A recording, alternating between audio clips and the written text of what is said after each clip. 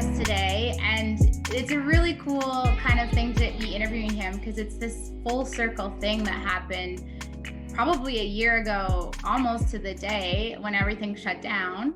I was in this place of what am I doing? What's my purpose? And lo and behold, this funnel pops up asking for women speakers, I think was the headline. And it led to a webinar. And on the other end of that webinar was Ethan. And so I just really feel like this summit that I'm doing right now, a big part of that spark was from that webinar with him and just learning the idea of putting things online and how to drive traffic and those types of things. So Ethan is just someone that really likes to help the underdog. He likes to help those voices to be heard and put that online through funnels and neuromarketing, which he can explain a bit more about. But Ethan, thank you so much for being here. Awesome. Thanks, Naomi. Great to be here as well. Yeah, I was excited that you said yes. Okay, so let's just talk about when you were younger. What were some of the things that you aspired to be or things that you thought you might get into? Yeah, so I was always wanted to be a tennis player. So I would spend all my days as a child and middle teenager playing tennis, training for tennis. So in the gym, just like basically my whole life was tennis, and everything else was a distraction pretty much. So that was pretty much my whole life for up till 20 years old. I got offered for a tennis scholarship in the US. I'm from Australia, so it's a big thing to be offered that. And I got pretty close. I had a good ranking in Australia, and I was on my way to do that. But that was basically my whole life as a younger child. Yeah, and it sounds like you would have had a lot of drive and dedication to do anything at a professional level. You have to be very focused. So where do you think that focus came from for you? I've always had this desire to be one of the best at something. I've always wanted to really stand out, and I think it's because all my life I had social anxiety, and I didn't really communicate. I wasn't really different to anyone else. I had a lot of anxiety and couldn't really talk to people. So I wanted to stand out, and I knew that if I could dedicate myself to something and be disciplined about it, that was possible. And I had, a lot of my idols, one of my biggest idols, probably Kobe Bryant. And Kobe, he'd always say first one in the gym, last one out. It's all about how hard you work. And I always took that on board for everything that I did. I love that. I think I actually maybe saw a picture of you and Kobe. Did you get to meet him? Yeah, I met Kobe a couple of years ago. Yeah. Which is incredible, especially now.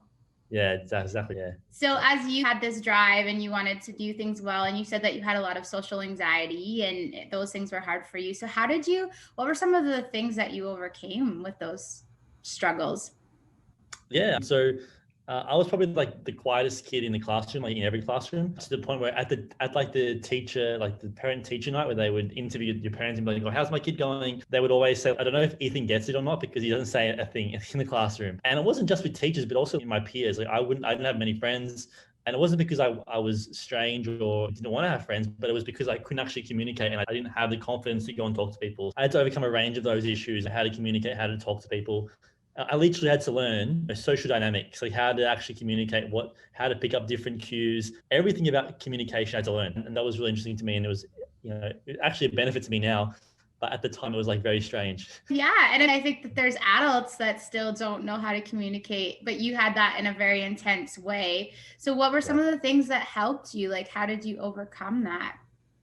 Yeah, and I had a lot of mentors. And to be honest, I was just watching videos about communication. I would watch communication videos. I would watch how to talk to people. And I would learn almost by watching other people as well. So if I knew, that this person he's very popular or she's very popular, how do they talk and what do they do that's different? And it's almost like watching from observation, to be honest, and learning from observation. But I had to learn from those people that already had done it and seeing in my world, they seemed normal. And I was very not normal. I had to learn how to be normal. That's what was going on. No, that's so good. And I think throughout these interviews talking about a personal brand, I think sometimes in the beginning, you do have to emulate other people and you do have to learn those things. And that's what helps you to find your own voice and your own confidence is starting off that way. So when would you say you started to step into your own voice? And this is Ethan, and because you do speak now and you can talk a little bit about that. Yeah, probably not until 22 years old, to be honest. So yeah, I finished uni at about 21. I failed a few times, went back and finished it. And then I went into a job. Didn't love the job.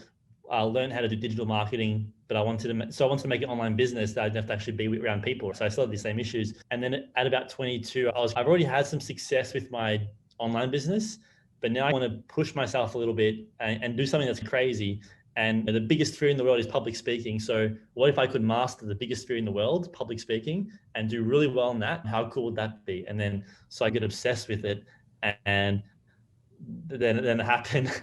And then here we are. I love that. And there's probably a lot of people watching this that are like, oh my gosh, I'm so terrified of public speaking. Or so for you to do that, was there anything significant that you did that kind of pushed you over that threshold of like public speaking and that fear? You said you did a lot of like research and stuff. Yeah, so I never researched how to do public speaking, but I did research how to become social. What I realized was that there were two different skill sets. So what I struggled with the most was one-on-one communication, like small groups and 5-on-1, like small groups. But what I realized was that bigger groups didn't scare me at all. So if you put me in a room of 100, 500 people, I was incredible, right? I didn't have any nervousness and any anxiety at all. But if it was a smaller room, like 1, 2, 5 people, I would freak out. So what I essentially did to get really good at public speaking was almost close my eyes and just jump on the stage. The first stage I actually went on, there were almost 3,000 people there. And I was a bit nervous, but I actually wasn't that bad at all. I just went up there. And then 2 months later, I got invited to speak in Switzerland as the headliner keynote. So it happened quickly and I just jumped into it. I didn't think about it too much. I love it. It sounds like you are someone that really is very clear on like your intentions and your goals and like where you want to be. Like you seem very focused. What are some of the ways that you find you do that? So that's an interesting point, because most people that are around me a little bit, like they would probably say almost the opposite, because I always change my goals. I always change my direction. So yeah, I do get clear directions. And once I get clear on a direction, I get quite obsessed with it, but it changes a lot. You know, the marketing business was first. Okay, I did that. What's next? Okay, speaking, did that. What's next? Okay, big events, celebrity events. Like it just keeps changing and growing. And I think that it's because I don't let anything else deter me from that direction. Like I don't allow myself to think about, if I wanted to be a speaker, which I did, I wasn't looking at, how do I do drop shipping? How do I do e-commerce? How do I do this? I just focused on one thing and did everything in my power to get on more stages. Yeah, you attracted those things into your life, which is amazing. Yeah. I think there's probably people watching this right now that are like, how do you keep jumping from thing to thing? I can't even get out of the job that I'm in. I've been in for 30 years. What are some things you could just suggest for people that are like trying to overcome fear into stepping into those spaces? Yeah. So I was always very practical with what I wanted to achieve. So for that example there, because I was in that, I had a job, I wanted to get out of it. How do you get out of the job? Okay. You have to replace your income. How am I going to replace the income? Okay, the income is about, let's say it's 5,000 a month. How am I going to get 5,000 a month without a job? And there was a bunch of options, but the option that had the least risk, as in the least possible outflow of cash and the most possible return, was at that stage, it was starting a digital marketing business, because there was no overheads and you could charge like $1,000-$2,000 a month, have a client for 12 months. You just need a few clients to replace your income, right? I'm always very practical in all my risks. Like a lot of people see me from the outside, they're like, he's a massive risk taker. He's doing all these different things and that must cost a lot of money, but all my risks are calculated well before I even do them. So I think that's where most people go wrong, is they're not practical with their goals. They think about, I just want to make $1 million this year, but they have no practical way of getting there. And that's where I've always known how to get to different goals I wanted to get to. Yeah, that's so good. And I can totally relate with that calculated risk taking. I think that's a really important thing. And sometimes people, even I think when they're starting any type of business, it's really easy to see like this big idea and put everything into it. And then at the end of the day, you're overwhelmed because you never learn the small steps first. So it sounds like you take those steps. And even now you're like, okay, I want to do something new. I want to do something different, but it's because you built on top of all of the other things. Yeah. So as you Ethan has mentorship programs, he's probably on the way to something completely different, but as of now, he does those things. So what are some of the things that you want people to feel that work with you and things that you want to inspire people with? Yeah, so basically it's just what I felt, which was I'm all about helping people that have no voice or have very little voice, to allowing them to express themselves through speaking, through getting on stage, through making them get seen through ads. There's no way you can't get seen if you're advertising and marketing stuff properly. So that's what I help people do. And that's really been my main focus, is getting people to actually be able to express themselves fully like that. I love it. And that is like a huge gift, especially in this day and age. Like, what would you say to people that their whole business has been a brick and mortar, or like they don't do anything digitally, they don't have social media, they don't even know what a funnel is? What would be something just for someone that's never even heard about these types of things? What's a good way to think about it?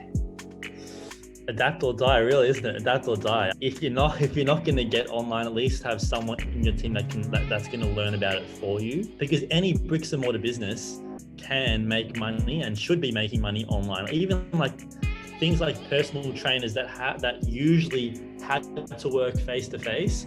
We took some of those guys online. They were making more money online than they were in person. Like, it doesn't matter what kind of business you're in. Like, you need to be able to be aware of it. If you don't want to do it yourself, then get someone that knows how to do it, or at least learn. Like, it's not hard in this day and age to get really good quality information and have it done for you. That's amazing. One more thing I'd love to hear your perspective on is just as you get busier, as you grow, as you scale, how do you handle boundaries and how do you handle saying no and those types of things? Great question. That's probably the biggest thing for scaling is how do you say no? Because especially for the coaches, speakers out there, when you're starting out, you'll probably give too much of your time away, and those boundaries can be really easily crossed with clients texting you or just doing different things. So what you have to do is very early on, you have to set the clear boundaries based on how you communicate with your clients as well. So if you want all your communication to be via email, it means when someone texts you or Facebook messages you that you think it should be an email conversation, you don't reply on the text, you just email them back. And that's totally okay. It's not rude or anything, it's just having boundaries. That's what I recommend, is setting an expectation to start. That's so good. And it goes with your personal and your business. If you don't have boundaries, you can't really grow, you can't really get anywhere. So I think that's amazing advice. Ethan, so if someone was like, I want to work with him, like, where could they find you?